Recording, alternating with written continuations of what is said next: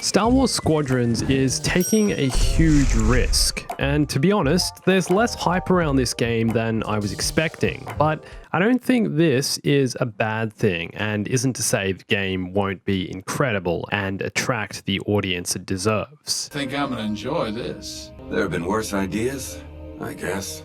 I think there are 5 things Squadrons is doing differently in terms of marketing and what the developers have decided to include in the game. And it's these 5 things that are distinguishing Squadrons from anything that's come before, but are also making me wonder if the game will be successful. In the past few weeks, I've seen several people confused as to whether Star Wars Squadrons is a VR-only game and about the fact it's a dedicated starfighter experience, how they didn't realize this. People thinking you can only play the game if you have a VR headset, which isn't true. Squadrons isn't VR only. It's been built from the ground up to work on traditional 2D screens and also in VR. It has both experiences, and apparently it doesn't favor either. It's been built with both styles of experience in mind. It's interesting that people are even having to ask this question. Maybe they're not paying attention. Hey everyone, it's Andrew. Star Wars Squadrons just today went gold, which is a term used in the gaming industry when a game is finished and ready to be burnt to discs and mass produced. So the game is ready. First up, I want to talk about the story, characters, and timeline that takes place in Squadrons. What I think has been so interesting about the way this game is being marketed, what we've been given in the trailers, what we've seen, is that the game isn't including any of the Star Wars franchise's major characters or locations. Most of what we're seeing in the game is new. It's set in a largely unexplored part of the Star Wars timeline, unexplored in major Star Wars titles anyway, after the destruction of the second Death Star and the Emperor's death. And as far as we know, none of the main characters will be making any cameos in the game. We've got Princess Leia talking about the destruction of Alderaan and how the rebels hit back. You hear her voice during the prologue, and then she also talks about the formation of the New Republic. But just think about it, Vader is dead, along with Obi-Wan, Yoda. The game has nothing to do with the Force and the mysticism of Star Wars, and instead is focused on the mechanical starfighters. The characters in this game are the starfighters, and seeing the iconic ships, being able to customize them to your liking, and flying them in large-scale fleet battles is the big draw card of Squadrons. The biggest cameos we know of so far, the ones they've included in the trailers, are Wedge Antilles, a guy who maybe has 5 lines in the entire saga. Look at the size of that thing. And Hera Syndulla from Star Wars Rebels, and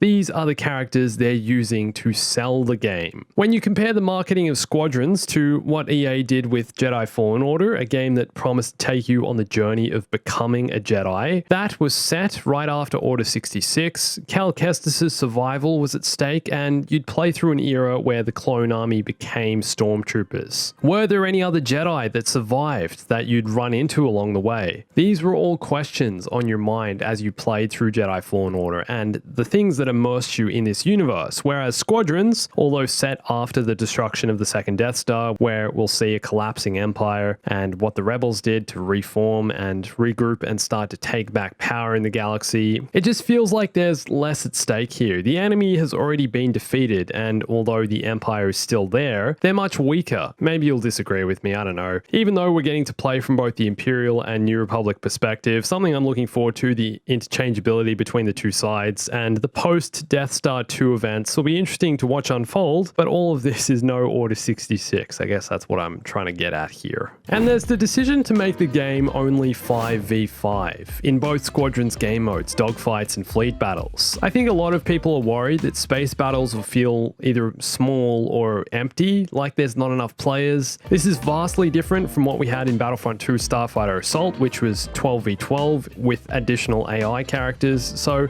you probably know by now that Squadrons is very different to Battlefront 2. The way the gameplay works in Squadrons fleet battles, in the map I got to play anyway, was kind of similar to a MOBA like League of Legends. There were 3 lanes, each with a group of AI starfighters, along with frigates and support ships, and you'd be in this constant tug of war, your team pushing up, the enemies pushing back, and the first team to destroy the other's capital ship wins, which is quite different to anything we've seen in Star Wars games, really. But let's be real, not everyone likes 6 Starfighter games, and I think it's been obvious right from the beginning that Squadrons isn't for everyone. This isn't really a casual Star Wars game like Battlefront 2, which I think is both for casual and more experienced players. Squadrons favors skill level, and learning how to fly, how to control your starfighter, and which customization options to equip, which ones are going to work for you, will give players a significant advantage. Matchmaking is ranked, thankfully, so you won't be put up against experienced pilots who'll blow you out of the sky like Porkins on your first few games.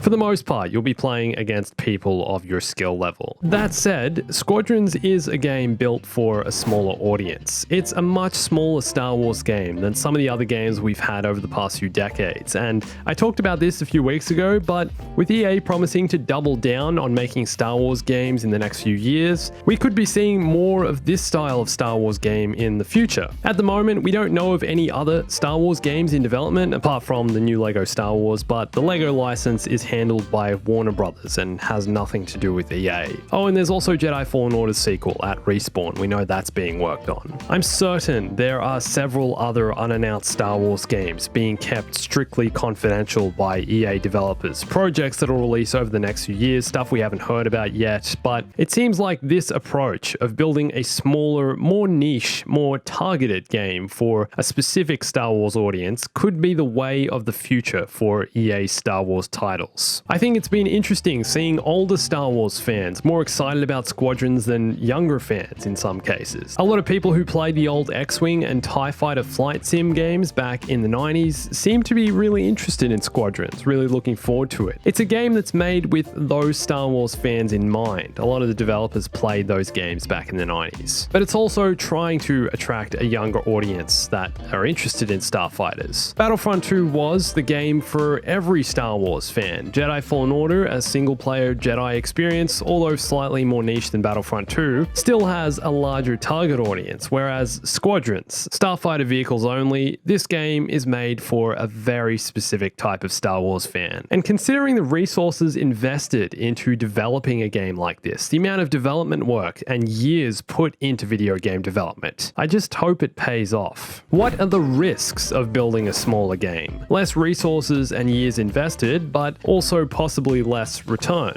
right? Squadrons has more focused gameplay, with the focus of course being on starfighters and fleet battles, and getting the ship mechanics to feel real and satisfying. But looking back through the history of Star Wars games, I'm not sure there's any game we can really compare to Squadrons. Older Star Wars games like Star Wars Racer were small in design, but that was over 20 years ago. By comparison, you could also say the old X-Wing and TIE Fighter games were small, but I just think they used the technological capabilities of the time. To release a Star Wars title like Squadrons in 2020, will a small game like this sell? Well, another small game that recently released and became one of the world's most popular games pretty much overnight is Fall Guys. And although it's nothing like Squadrons in game design, I think you can compare the two in terms of scope. The reason Fall Guys works so well and is so successful is because it takes the core gameplay mechanics and keeps them fun. The concept is simple. You and 59 other players need to survive the challenge. Each round, a different amount of players is eliminated, and because each round is so short, there's very little in load times, and you're constantly changing between different game modes, the game doesn't get boring and is fun each time you play.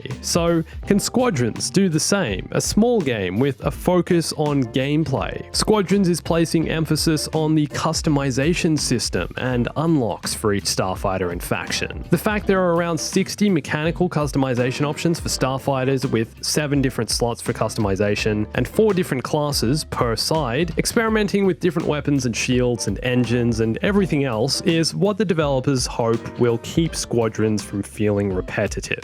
And I think we also need to mention the look and the aesthetics of Squadrons. I think it's safe to say the game looks unique. No other Star Wars game has used this art style, which favors heavy saturation, color, and contrast contrast over grittiness and finer details. That's what you might see in Battlefront 2. Squadrons is trying to distinguish itself as a standalone game. It's trying to have its own look and move itself away from Battlefront 2. Although the maps look gorgeous and vibrant and the cockpits look detailed, I do miss the gritty appearance that was achieved in Battlefront 2. It feels like Star Wars, and this does too, but in a different way. It's almost as if they're trying to attract an older audience with the gameplay mechanics and the starfighters, and a younger audience with the look and feel of the game. With all that said, Squadrons is a stunning experience. The fact the game has crossplay means it'll have a long lifespan regardless of how popular it is upon release. You'll never have trouble finding a game because people will be searching across PC, PS4, Xbox One, and eventually also Xbox Series X and PS5. Also, the VR element of Squadrons is no gimmick. This is the first real attempt at building an entire AAA Star Wars game in VR. I don't think Vader Immortal can really fall into this category because of its length. So one thing's for sure, Squadrons will deliver a unique starfighter experience like you've never experienced. It'll just be interesting to see how well the game does at launch, how many people buy it, and what the launch trailer's like, and if the game gets any additional promotion. And with that said, I'd love to know what you think of Squadrons. Now that we're much closer to launch, do you think you'll be getting it? And do you think the game will be popular? Let me know in the comments. And you can check out some of my other Squadrons videos here, and to stay right up to date with Squadrons news and release details, I'd recommend following me on Instagram, Twitter, and joining my Discord community. I'll be posting news on there over the next few weeks as the game releases. And thanks for watching this. My name's Andrew. I'll catch you soon. Stay bombastic.